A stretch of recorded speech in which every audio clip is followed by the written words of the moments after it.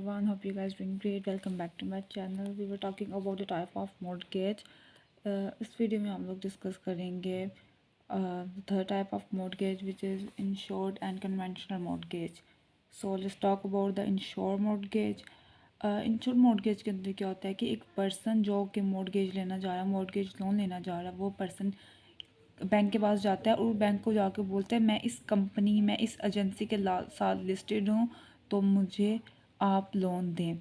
तो बैंक उस एजेंसी की गारंटी के ऊपर बेसिकली एक पर्सन किसी भी एक एजेंसी के साथ लिस्टेड होता है, ठीक है, और वो एजेंसी कोई छोटी मोटी एजेंसी नहीं होती बल्कि वो एक वेल नोन एजेंसी होती है।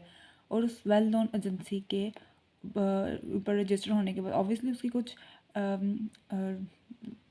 वो लीगल प्रोसीजर्स होंगे, उसका कोई क्राइटेरिया होगा जहाँ पे वो रेगुलेशंस होंगे जिसको वो फुलफ़िल करेगा, तो दैन उसके बाद वहाँ पर रजिस्टर्ड होगा ना।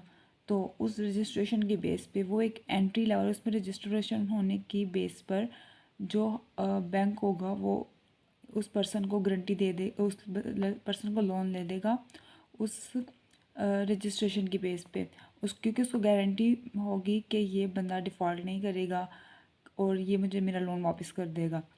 तो इन जो पर्सन होगा वो बेसिकली वेटरन एडमिनिस्ट्रेशन और फेडरल हाउसिंग एडमिनिस्ट्रेशन, ये दो एजेंसीज़ हैं जिनके साथ वो अगर रजिस्टर्ड है, या इसके अलावा भी अगर कोई एजेंसीज हैं जिनके साथ वो रजिस्टर्ड है, तो इनकी गारंटी बहुत होगी उस बंदे के लोन के लिए। इससे बैंक सेटिस्फाई हो जाएगा, मतलब उसको एक डीप एनालिसिस नहीं करना पड़ेगा उस पर्सन की हिस्ट्री को जानने के लिए या इतना, क्योंकि उसके साथ इन एक वेल नोन एजेंसीज के साथ उसकी रजिस्ट्रेशन ही उसकी सेटिस्फेक्शन होगी, बैंक की सेटिस्फेक्शन होगी लोन देने के लिए। नेक्स्ट हमारे पास आता है कन्वेंशनल मॉर्गेज। कन्वेंशनल मॉर्गेज में कोई एजेंसी नहीं होती बल्कि इसके अंदर क्या होता है कि कोई थर्ड पार्टी होती है। थर्ड पार्टी जैसे कि कोई इंश्योरेंस कंपनी होगी जो आपकी गारंटी देगी कि वो आपको वो इंश्योरेंस कंपनी आपके साथ आप लिस्ट हो, आप इंश्योरेंस कंपनी को आप इंश्योरेंस दे रहे हो। अगर लाइफ इंश्योरेंस भी हो सकती है, health insurance, house insurance, different type of insurance हो सकती है। तो आप उसके साथ लिस्ट हो और उसके साथ आपका लिंक है, आप उसको पैसे दे रहे हो, आपने इंश्योरेंस करवाई, आप टाइमली पेमेंट कर रहे हो, तो आप इंश्योरेंस कंपनी को बोलोगे कि उस बैंक से हम लोगों ने मॉर्गेज लोन लेना है, तो आप उसको हमारी गारंटी दो।